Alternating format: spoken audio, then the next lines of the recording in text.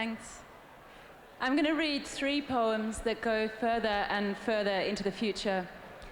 For this first one to work, we need to imagine a time when we can put people into hibernation and send them to colonize a new planet. It starts with the excerpt from a press release and then takes the voice of a mother whose child has been chosen. Press release. To honor the year of perfected vision in 2020, the PDK-4 Corporation signed up its first hibernation astronaut for the missile Afterlife, launching its Perpetual World campaign, preserving our most beautiful offspring for the new life on Titan. They chose my child. I visit him daily in the tiled room. His naked skin looks backed with ice. I see his heart beat hourly on the screen. He is safe, I know, for his will be an innocent world, conquered in peace. He does not breathe more than once a heartbeat. My own small breaths haunt the cold when I speak into the audio file they have contracted to play across his light years on repeat. Don't be afraid, I say. Like a handshake, palm to palm, a gentleman's agreement, your heartbeat tenders you.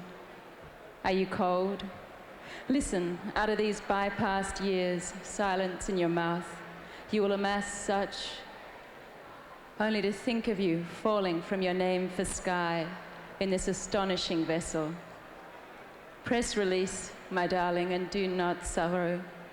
Do not once sorrow. If you will think of me, think only of these years. I held your unfailing present in my empty hands.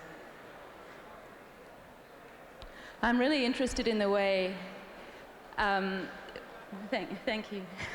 I'm really interested in the way we think about going into space, and space is a place of freedom and wild openness. But when the private entrepreneurs do colonize it, we'll be in small closed rooms that can serve also as emblems of art.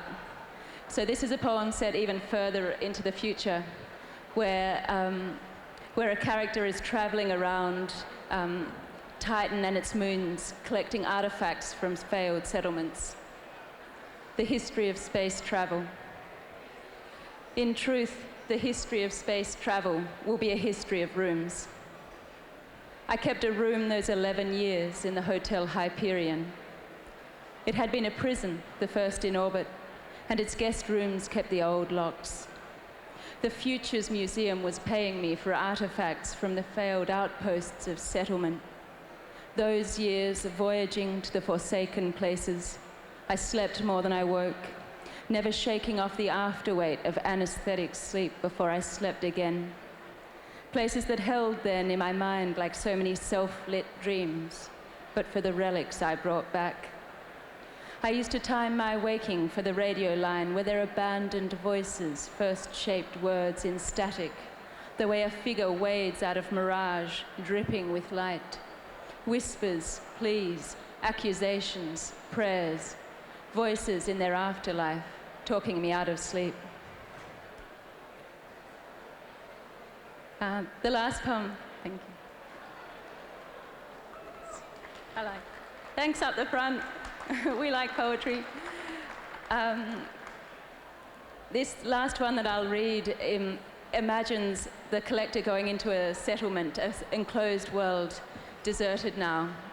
And so it's a kind of meditation on art and also on Keats's poem, The Fall of Hyperion. It starts with a quote from him.